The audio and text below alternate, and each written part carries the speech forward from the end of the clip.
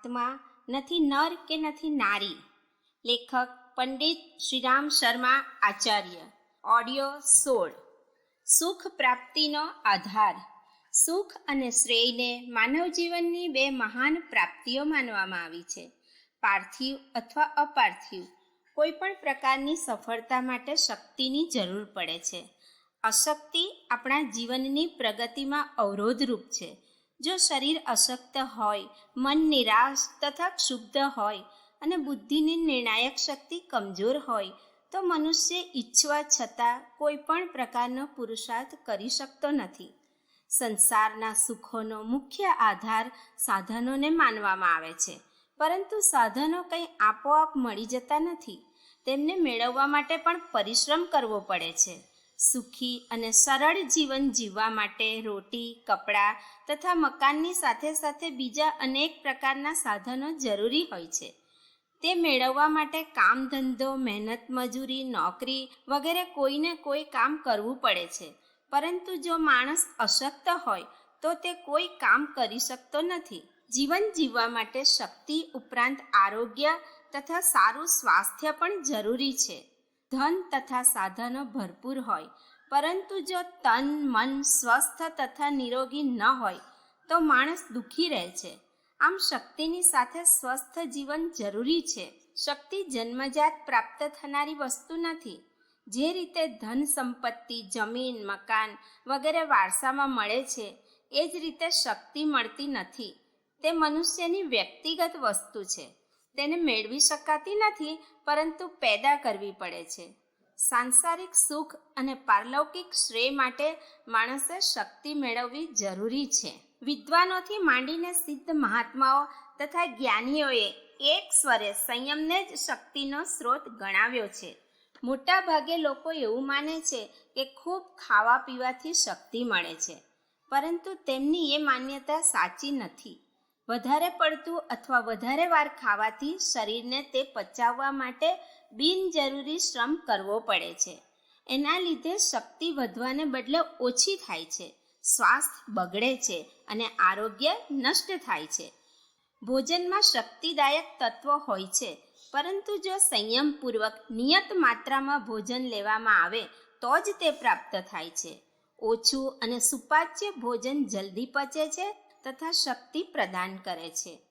શક્તિ મેળવવા માટે નિયમિત સમયે મર્યાદિત પ્રમાણમાં પોષક આહાર લેવો જોઈએ. સ્વાસ્થ્ય અને આરોગ્યની બાબતમાં સાવધાન રહીએ, પરંતુ જો બ્રહ્મચર્યનું પાલન ન કરીએ તો બધા જ પ્રયત્નો નિષ્ફળ જશે અને જરાય શક્તિ પ્રાપ્ત નહીં થાય. ભોજનના પોષક તત્વો વીર્ય બનીને શરીરમાં સંચિત થાય છે. સંચિત અને પરિપક્વ વીર્યનું સ્ફુરણ જ શક્તિની અનુભૂતિ છે. વીર્યવાન શરીરોમાં જ કદાપી અશક્તિ આવતી નથી કે આરોગ્ય પણ બગડતું નથી. તેથી વીર્યને શરીરની શક્તિ જ નહીં, પરંતુ પ્રાણ પણ કહેવામાં આવ્યો છે. આ મહત્વના લીધે જ ભારતીય જ્ઞાનીઓ તથા આચાર્યોએ વીર્ય રક્ષા અર્થાત બ્રહ્મચર્યને સૌથી મહત્વનું માન્યું છે.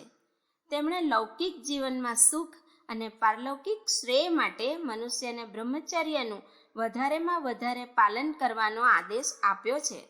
પરશુરામ, હનુમાનજી તથા ભીષ્મ જેવા મહાન પુરુષોએ આ જીવન બ્રહ્મચારી રહીને બ્રહ્મચર્ય વ્રતની મહત્તા પ્રમાણિત કરી છે. એ વ્રતના કારણે જ તેઓ અત્યંત બળવાન બન્યા હતા. એટલું જ નહીં, તેમણે વૃદ્ધાવસ્થા તથા મૃત્યુને પણ જીતી લીધા હતા. પરશુરામ અને હનુમાનજી પાસે તો મૃત્યુ આવ્યું જ નહીં, પરંતુ ભીષ્મે તેને પાછું ભગાડી દીધું અને જ્યાં સુધી સૂર્ય ઉત્તરાયણનો ન થયો ત્યાં સુધી બાણોની પથારી પર સૂતા રહ્યા. સૂર્ય ઉત્તરાયણનો થયો ત્યાર પછી જ તેમણે પોતે ઈચ્છા મૃત્યુનું વરણ કર્યું. બાણશૈયા પર સૂવા છતાં પણ તેઓ સંપૂર્ણ સ્વસ્થ તથા સભાન રહ્યા. મહાભારતનું યુદ્ધ પૂરું થયા પછી તેમણે પાંડવોને ધર્મ તથા જ્ઞાનનો ઉપદેશ પણ આપ્યો. આ બધો ચમત્કાર તેમણે આ જીવન પાળેલા બ્રહ્મચર્ય વ્રતનો જ હતો. એના જ બળે હનુમાનજીએ સમુદ્ર પાર કરી બતાવ્યો અને એકલા પરશુરામે 21 વાર પૃથ્વી પરથી જુલ્મી અને અનાચારી રાજાઓને નષ્ટ કરી નાખ્યા હતા. ખરેખર બ્રહ્મચર્યનો મહિમા અપરંપાર છે. બ્રહ્મચર્ય પાલનની બાબતે આજીવન બ્રહ્મચારી રહ્યા હોય એમની વાત છોડી દઈએ તો પણ ભારતના ઇતિહાસમાં દ્રઢ વ્રતવાળા અનેક સંયમી મનુષ્યના ઉદાહરણોની ખોટ નથી. તેમણે લગ્ન કરવા છતાં પણ કામ વાસના પર સંયમ રાખીને અનુકરણીય ઉદાહરણ પૂરું પાડ્યું છે. તેઓ એ વાતનું જ્વલંત ઉદાહરણ છે કે ગૃહસ્થો તથા પરણેલા લોકો માટે પણ બ્રહ્મચર્યનું પાલન કરવું શક્ય છે. જે લોકો બ્રહ્મચર્યનું પાલન કરી શકતા નથી તેઓ વાસ્તવમાં નિર્બળ મનના હોય છે અને તેઓ બ્રહ્મચર્યના મહત્વને સાચી રીતે સમજ્યા હોતા નથી. પોતાની વાસના પૂરી કરવા માટે તેઓ બહાના કાઢે છે. કામ વાસના પર સંયમ રાખવો શક્ય છે અને બધાએ શક્ય તેટલું વધારે બ્રહ્મચર્યનું પાલન કરવું જોઈએ. એનાથી શારીરિક, માનસિક, બૌદ્ધિક તથા આત્મિક શક્તિ પણ વધે છે. માણસમાં તેજ તથા પ્રભાવ પેદા થાય છે. તેની વાણી તથા આંખોમાં તેજ પ્રગટે છે. એનાથી પ્રેય તથા શ્રેય બંને મેળવવામાં સહાય મળે છે. તેજસ્વીતા વગર આધ્યાત્મિક ઉન્નતિ તો ઠીક, પરંતુ સામાન્ય સાંસારિક જીવનમાં પણ પ્રગતિ થઈ શકતી નથી.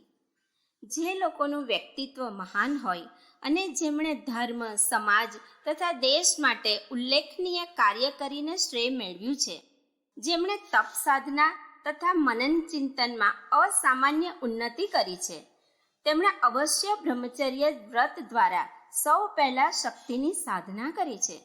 વાસનાને જીતીને અને ઇન્દ્રિયોને વશમાં રાખીને જ તેઓ જીવનમાં શ્રેયસ્કર કાર્ય કરવામાં સફળ થયા છે. વીર્ય રક્ષાથી શરીર સ્વસ્થ તથા શક્તિશાળી રહે છે. રોગોનું આક્રમણ થતું નથી. મન તથા બુદ્ધિ પુષ્ટ અને પરિપક્વ બને છે. તેઓ ગમે તેવી વિપત્તિથી પણ વિચલિત થતા નથી. પ્રમાદ, આળસ, અશક્તિ વગેરે તેમની પાસે ફરકી શકતા નથી. શરીર તથા મનમાં સ્ફૂર્તિ રહે છે, અથાગ પરિશ્રમ કરી શકે છે. એના પરિણામે દિવસે દિવસે તેમની પ્રગતિ તથા ઉન્નતિ થતી રહે છે. ભારતીય તત્વજ્ઞાનીઓએ કામ વાસનાને મનોજ, મનસીજ વગેરે નામ આપીને પહેલેથી જ સમજાવી દીધું છે કે તે ઉદ્વેગ શારીરિક નહીં પરંતુ માનસિક છે. જો મન પર નિયંત્રણ રાખવામાં આવે, ઈશ્વર ભક્તિ, કલા, સાધના, આદર્શોનું પાલન વગેરેમાં તેનો ઉપયોગ કરવામાં આવે તો યુવાવસ્થામાં પણ શરીર અને મનથી બ્રહ્મચારી રહી શકાય છે. જો માત્ર શરીરથી બ્રહ્મચર્ય પાળવામાં આવે પરંતુ માનસિક ઉત્તેજના જાગતી રહે તો સાધના ગ્રંથોમાં બતાવ્યા પ્રમાણેના લાભ નહીં મળે. દ્રષ્ટિકોણને બદલી નાખવો એ જ ઇન્દ્રિય સંયમનો મુખ્ય આધાર છે. આહાર વિહારના સંયમથી તો થોડી ઘણી જ મદદ મળે છે. સામાન્ય રીતે એવું માનવામાં આવે છે કે સુંદર તથા શક્તિશાળી સ્ત્રી પુરુષો વધારે કામ સેવન કરતા હશે અને શ્રેષ્ઠ સંતાનો પેદા કરી શકતા હશે, પરંતુ આ વાત ખોટી છે. માણસની ચેતનાત્મક વિદ્યુત શક્તિ જ કામોત્તેજના પેદા કરે છે અને તેની પ્રબળતાની સાથે કામ સેવનનો સંબંધ રહેલો છે. પરંતુ હવે એવો ભ્રમ દૂર થતો જાય છે કે શારીરિક શક્તિનો કામોલ્લાસ સાથે સીધો સંબંધ છે. વાસ્તવમાં કામોત્તેજના માનસિક પ્રક્રિયા છે. તેથી મનમાં વિકારો આવતા જ કામોદ્વેગ પેદા થશે અને તેના પ્રમાણમાં જ તૃપ્તિનો અનુભવ થશે. તેથી એમ કહી શકાય કે મનમાં આવતા કામુક વિચારોને ત્યાં જ રોકી દેવા જોઈએ. કામુક વિચારોને રોકવામાં અથવા કામુક ભાવો પેદા થવામાં શિક્ષણ, દીક્ષા, વાતાવરણ તથા સંસ્કારોનો પણ પ્રભાવ પડે છે. અમેરિકામાં એક નાનકડી છોકરી પર પ્રયોગ ચાલી રહ્યો છે કે જો કોઈ બાળકનું વૈજ્ઞાનિક પદ્ધતિથી સારી રીતે પાલન પોષણ કરવામાં આવે તો શું તે દીર્ઘજીવી કે અમર બની શકે? તે પ્રયોગનો આધાર એક માન્યતા પર છે કે કુવિચારો તથા અસંયમ જ બીમારીઓનું મુખ્ય કારણ છે. તે છોકરી કુવિચારો તથા અસંયમનો શિકાર ન બને તેનું ધ્યાન રાખવામાં આવે છે. સારા હવા પાણીવાળા લોજ નામના ટાપુ પર એક ભવ્ય મકાન બનાવીને તેને રાખવામાં આવી છે અને જીવન જરૂરી બધી જ સગવડો તેને પૂરી પાડવામાં આવી છે. રોયલ ફ્રેટર્નિટી ઓફ માસ્ટર મેટાફિઝિશિયન નામની સંસ્થાના અધ્યક્ષ જેમ્સ વી શેફર આ પ્રયોગમાં ખૂબ રસ લઈ રહ્યા છે અને છોકરીની શારીરિક તથા માનસિક સ્થિતિને સુવ્યવસ્થિત રાખવા માટે તેમણે વિશેષજ્ઞોની એક ટુકડી નિયુક્ત કરી દીધી છે. આ જ આધારે માણસના આયુષ્યને વધારવાના પ્રયાસો પણ કરવામાં આવી રહ્યા છે. સામાન્ય રીતે કોષોના મૃત્યુને જ શરીરના મૃત્યુનું કારણ માનવામાં આવે છે. એવું વિચારવામાં આવે છે કે એ કોષોમાં જો ફરીથી નવી શક્તિ તથા સ્ફૂર્તિ લાવી શકાય તો કદાચ માણસ મર્યા પછી પણ જીવતો થઈ શકે. કેલિફોર્નિયા વિશ્વવિદ્યાલયના મનોવિજ્ઞાનના પ્રાધ્યાપક ડૉક્ટર જેમ્સ વેડફોર્ડનું મૃત્યુ 73 વર્ષની ઉંમરે થયું હતું. તેમણે મૃત્યુ પહેલાં પોતાની બચતના $4,000 તેમના મૃત શરીરને સુરક્ષિત રાખીને થોડા સમય પછી તેને પુનર્જીવિત કરવા માટે વેલ કર્યું છે. એ પૈસાથી તેમના શરીર પર ઉપરોક્ત સંશોધન કરવામાં આવી રહ્યું છે. મૃત શરીરને ફરીથી જીવતું કરવાની આશા એટલા માટે રાખવામાં આવે છે કે મૃત્યુ વખતે વિઘટનની ક્રિયા ચાલે છે, પરંતુ નિર્માણની પ્રક્રિયા બંધ થઈ જાય છે. તેને જો ચાલુ રાખી શકાય તો મૃત્યુને અટકાવી દેવામાં કોઈ વિશેષ મુશ્કેલી નહીં પડે. આમ તો શરીરમાં વિઘટન તથા નિર્માણની પ્રક્રિયા એક સાથે જ ચાલતી રહે છે.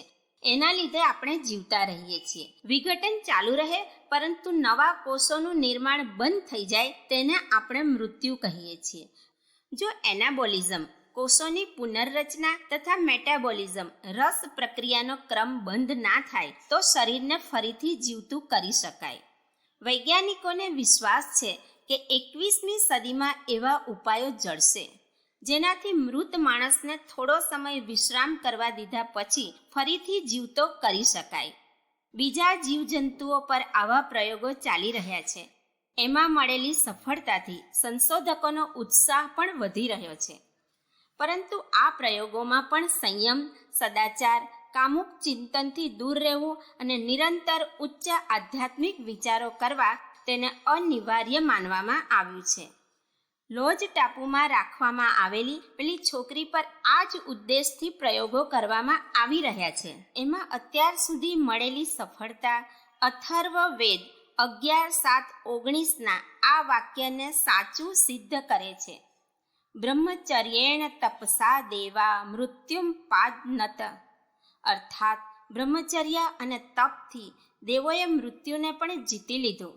આત્મામાં લિંગભેદ જેવી કોઈ વિભાજન રેખા હશે એમ માનવું તે ભૂલ છે.